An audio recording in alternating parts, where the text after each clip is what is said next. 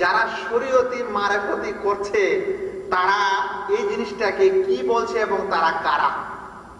আমাকে অনেকবার যখন এটা প্রশ্ন করা হয় তখন আমি ভালো করে ব্যাপারটা বুঝতে পারতাম না। কেউ বলতেন যে ভাই শরীয়তি মারেফতি জায়েজ না জায়েজ নয়। কেউ আবার প্রশ্ন করতেন যে দেশে শরীয়তি মারেফতি হয় সেগুলা দেখা জায়েজ কি জায়েজ নয়। আমি বুঝতে পারতাম না যে শরীয়তি মারেফতিটা আবার দেখার জিনিসটা কি, আবার শরীয়তি মারেফতিটা কোন জিনিস, যেটা জায়েজ না জায়েজ কি ব্যাপার বুঝতে পারতাম না।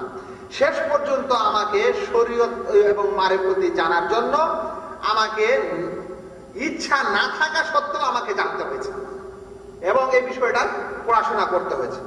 তো যারা শরীয়তি মারেফতি করে তারা কি হয়, যারা শরীয়তি মারেফতি করে তারা কখনো কোরআন এবং সুন্নত, কোরআন এবং হাদিস নিয়ে এসে মানুষের সামনে আলোচনা করে না।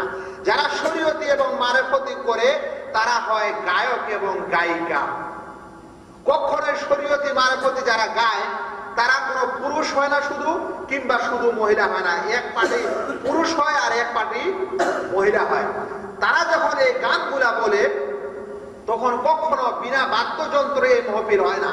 যেমন অন্যান্য গান করার জন্য মানুষকে বাদ্যযন্ত্র নিয়ে আসতে হয়, অর্থাৎ ঢোল, তবলা, বাঁশি, অমুক তমুক, সেরকম শরীয়তি মারেফতির গায়কেরাও এই সমস্ত জিনিস নিয়ে আসে।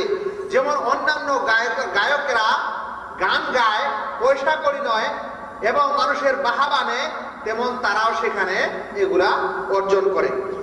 যেমন অন্যান্য গায়ক এবং গায়িকা হয় তেমন শরীয়তি মারেফতের ক্ষেত্রে গায়ক হয় এবং গায়িকা হয়, অর্থাৎ পুরুষ গায়ক হয় এবং মহিলা গায়িকা হয়।